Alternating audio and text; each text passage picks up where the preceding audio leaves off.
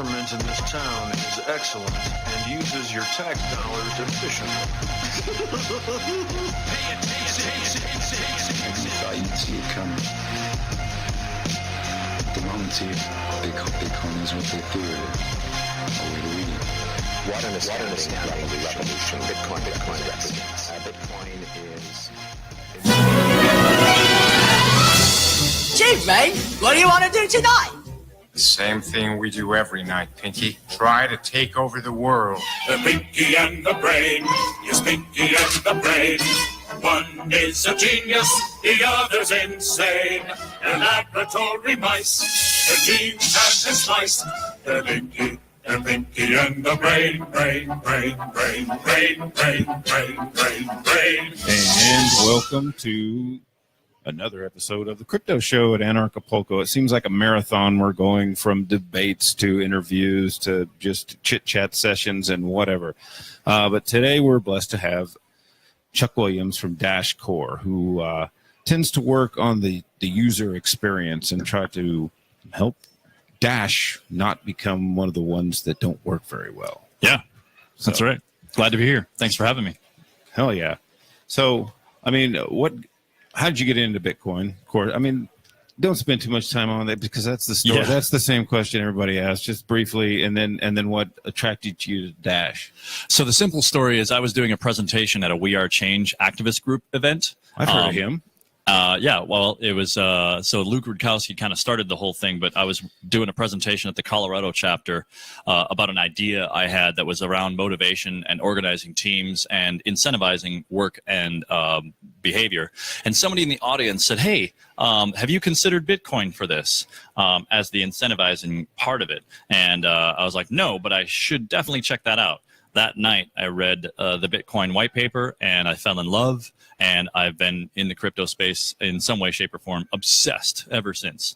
And it was December 2016 when Amanda B. Johnson announced that Dash was hiring for UI developers, and I'd been trying to break into the space for a long time, made a lot of contacts in the Bitcoin space, but I paused that video, got in touch with Andy Freer, and the rest is history. I started working in January 2017, and I've been with Dash ever since. Awesome. Well, I guess you'll be happy to learn that Luke Rudkowski is actually putting in a Dash DAO. He's putting in a proposal to the DAO. I'm sorry, who is? Luke Rudkowski. Oh, yeah, I heard that just yesterday. Yeah. Somebody came up to me and told me that. Yeah, he'll be working on that. So what's the latest with, I mean, Dash is going forward with evolution and everything. When are we going to see evolution? And what else? What's the newest and latest with Dash? As far as yeah, so that's an interesting question because we originally had hoped that the Copay wallet would serve as a good early launch into an evolution wallet product, but what we ended up doing was something a little bit more comprehensive. We there was a lot of technical debt with the Copay wallet. We decided to break away from that and really just build the platform from the ground up, and we want to do it right. And so the direction that we've gone is we've identified the needs of end users and businesses. We believe we spent 2017 doing a lot of research, seeing a lot of failures, seeing businesses try to take on, hearing the messages of the lift is too hard. There's not a lot of blockchain skills out there. And even here at the conference, it's been announced that there's 14 jobs for every blockchain developer. There's 14 jobs for every blockchain developer, right? And so some people are approaching that to solve that problem with education, and some people are approaching it other ways. The way that we're approaching it is by making all the developers of the world more able to do blockchain work by providing them with an API that they're familiar with, that they can use without having to learn about specific blockchain or RPC calls or all that kind of stuff. We're just going to make it as easy as Stripe for developers to implement the Dash platform. So we're going to leverage the existing skills of the developer world. Awesome. So going back to 14 jobs, do you think that's an advantage for Dash being at ASU and actually working with their blockchain labs and absolutely how will that progress for Dash as far as having someone to work in their blockchain positions? We know that we have a bunch of PhD researchers doing building testing environments for future scaling technologies. They're investigating on existing things like graphene, and they're experimenting with alternate technologies as to how we can scale at large and make everything more accessible. So the business case for that is we get a highly skilled group of researchers at the college who know how to use the Dash blockchain and can promote it within the school and attract a lot of people to it. I can't remember how much was the grant, 50,000 at first, and then there was another one for 350,000. I think it was extended.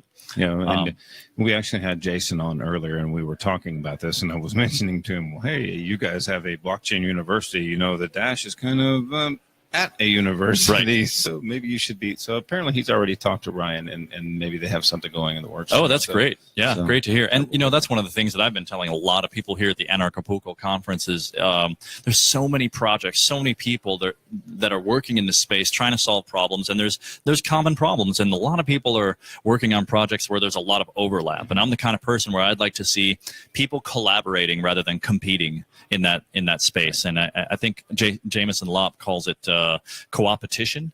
Right. That's what I want to see. Yeah, I think that user experience is going to be actually very important, for adoption for more reasons than one. Once you get adoption, how about keeping it? So back in 2013, I started knocking on doors and, at businesses and getting people signed up. I bought the first 6-pack of beer in Texas with Bitcoin. Nice. Because I got a store that sold beer and meat and stuff, and I would buy my stuff there. And they don't take it anymore. Several other businesses don't take it anymore. The only one that I can think of that still takes Bitcoin that I got to use it is a dentist's office. So that's a large transaction that doesn't really happen all that often. So right. It's no problem for him to continue to take it. And he was super Bitcoin savvy, so it was a really soft sell anyway. Sure. So with Dash, you guys are trying to make something that's easy to use, grandma can use, and the whole bit like that. So once you have something like that, the customer is less likely to stop using that, whereas with Bitcoin, it's just constant drama. Right. As long as it works, yeah. Right. So adoption means nothing if someone stops adopting. If it's, what would you call it, rejected or unadopted? I don't know. Yeah, rejected. Well, yeah, let's go with that. So we have the adoption rate. But what the hell is the unadoption rate? I'll tell you, with Bitcoin, you can see it happening. Businesses are leaving Bitcoin in droves because of the fees. The fees have just gotten too high, and it's just too unpredictable.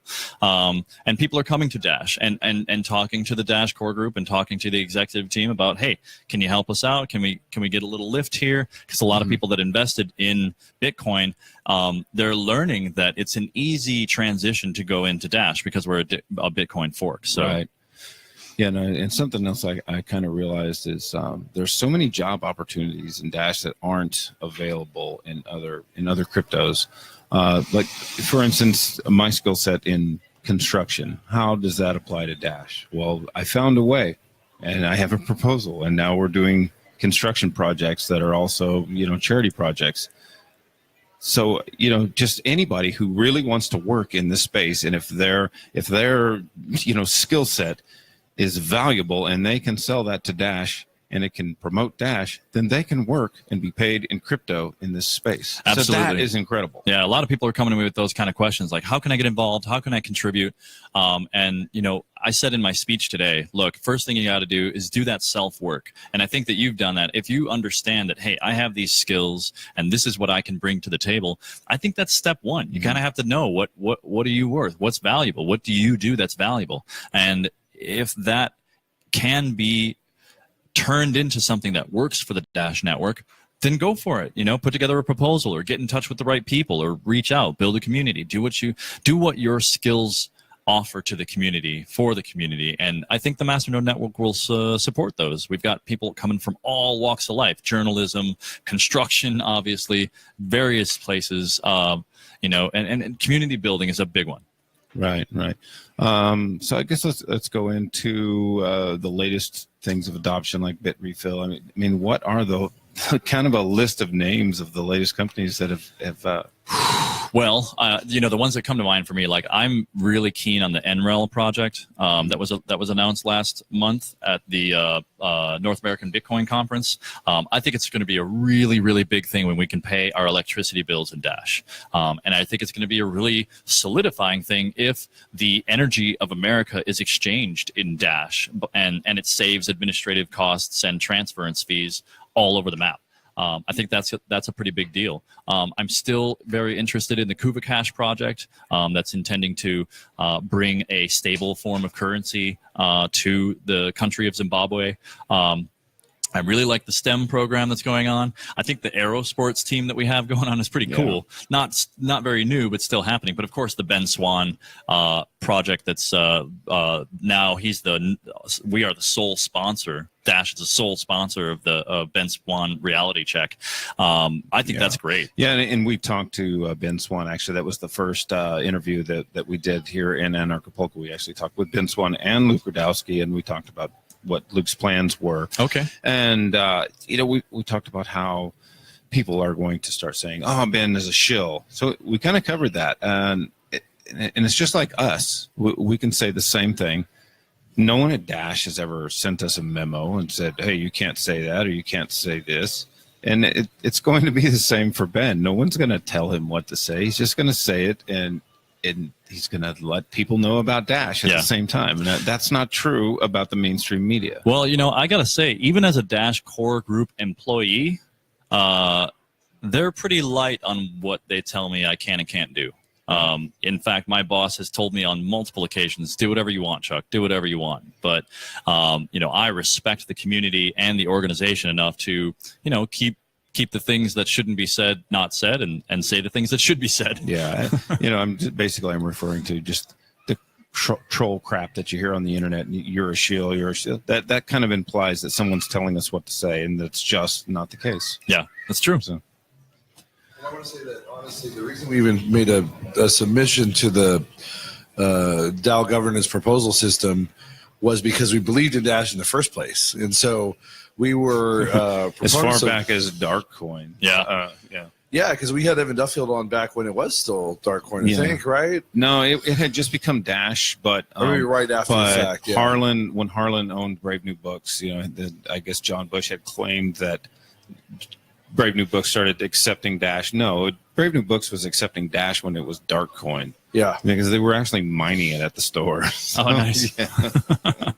Yeah, and so that just goes to show you that we've had a long history with Dash before we even entered into a more formal situation with the proposal system. So no one had to tell us, hey, we like Dash, we're going to talk about it, we're going to have Dash community members on or Dash core members on, and just be general advocates of it. For me, it was. I spent a large portion of my life just going around trying to get people to adopt Bitcoin, and with no reward whatsoever, other than I just believed in what Ron Paul had to say within the Fed, and that was my way of activism because.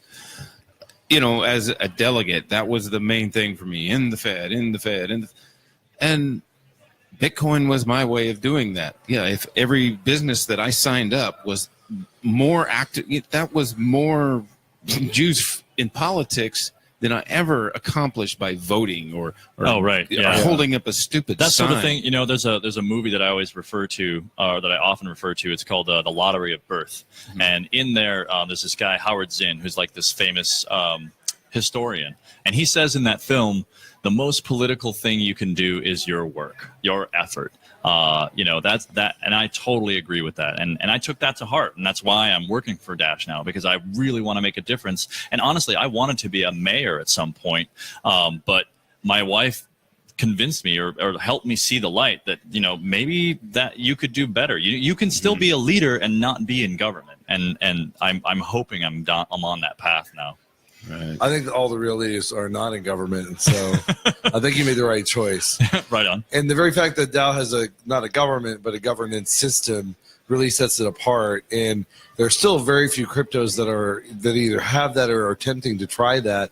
And we had on a guest not too long ago up for I won't say his name, but he's a really smart guy, developer at another coin that is using a governance system, and he came out and said that he really respected Dash. Decred. And he, I like Decred. yeah, I own well, Decred. Okay, well, fair enough. It was I do Marco too. Peregrine from Decred, and he's a brilliant guy, and they have a great team and project going over there. But he flat out came out and said he really liked Dash, and he said that it's probably the cryptos that have governance systems that will be the ones that will be around 10 years from now. Or Yeah. 15. I think the capability to make decisions, which is what governance is key, and it's demonstrating itself through the 120 other models that have master-node networks with voting now, and various other coins that have various forms of voting. There's that and many? at least. Yeah, I only I thought there didn't was know like that. 5 Yeah, or 10. Eugen told me just the other. Check out masternodes.online. There's at least 120 tokens or coins Wow. that have masternodes now. But I want to say, too, that Marco said on top of that, it's not just those governance systems, but those that had governance systems from the beginning of their inception, also those who came first that are really likely to succeed. And Dash was definitely one of the first. Yeah. Dash integrated that later. Relatively early on. Yeah, I mean, yeah. Obviously, Dash was dark coin. I mean, there were certain changes made, but super early on. I think it was early enough that a lot of people think that it was just there all the time. Right. Because I basically did. Or I forgot. did too, Yeah, yeah. so there you go. I'm sorry, go ahead. Somebody was calling us. Somebody was calling me on Facebook. Oh, and really? it was interrupting our feed. That's funny. And again, just how cheap Dash interactions are and how fast they are. I Yeah. mean, I'm still amazed sometimes when I send Dash from my wallet to either another wallet of mine or to somebody else. Or recently someone bought some used stuff off me for Dash, and it showed up right in my wallet on my phone.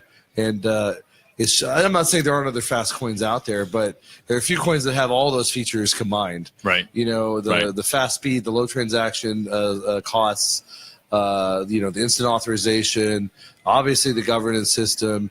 And the governance system has already gone through, forks. It's gone through major projects, like you said, like Ben Swan. It's supporting not just marketing efforts and really cool ones like people on United Airlines coming to this convention. Yeah, Saw the I know. Dash They were here. commercial. Everybody was telling me about, hey, man, I seen a Dash commercial on the airplane when I came here. Yeah, I know. Yeah, that is cool. I actually I went to the Shapeshift offices in downtown Denver and ran into one of their developers, and they had just returned from a conference, and they're like, "Oh, you're with Dash. I saw one of your commercials on the United flight back." Very cool. So there you go. And honestly, it's not just that Dash is working hard to promote themselves. They're doing it in really smart ways. Mm-hmm. Like some of the best promotion that I've seen in cryptocurrency has come from Dash. Again, the United Airlines, Ben Swan, like you said, various other things. But then also... And again, it's not even at their direction. It's just people imagining these ideas and coming forth. That's Right. the thing. It's the community. That's really what I like. It's their community. There's a lot of genuine, people who care, who want to bring financial freedom to the world, and everybody's doing it in the way that they can. Yeah. I think it was Evan Duffield, too, who we had on a little while back, who was talking about the, not just the one DAO now, but the multiple DAOs, focusing on different aspects of the Dash community, including development. Right. And again, that is a really cool thing. Specializing like that, I think, is a really smart way to go about using this governance system to advance Dash. Yeah, we don't have to make it this big giant beast that makes decisions for everybody, and because that would promote the idea of this whole centralization thing with this big monster that's telling everybody what to do, and that's just not how it works. Every person in Dash works as an autonomous node. If you can't operate autonomously, you're not going to do well in the DAO as a decentralized autonomous organization. The Dash booth here at the conference is a perfect example. Like, so Juan Galt put the proposal in basically for Acapulco. They received the funds just for the advertising of having the booth there. Every other stitch of effort that went into that was just us volunteering. I brought the stuff from Miami. Other people brought other items. That's it. Dash didn't organize that. We as a community organized that with no direction by Dash whatsoever. And that's another cool part of it for sure. Did y'all, by the way, now that I think about it, did y'all talk about the point of sale system? And The how Alt that's coming 36 along? project? Yeah. No, we haven't talked about that at all. But I'm really excited about that. I know a lot of business owners that are excited about that too. Yeah, and we do it too. We In fact, actually have some ready to use it that Nice. are not even cannabis shops yet. Yeah, I have not gone out and talked to any cannabis shops in the Denver area, but there are many, and I'm sure that they're interested. I forget where they're testing right now.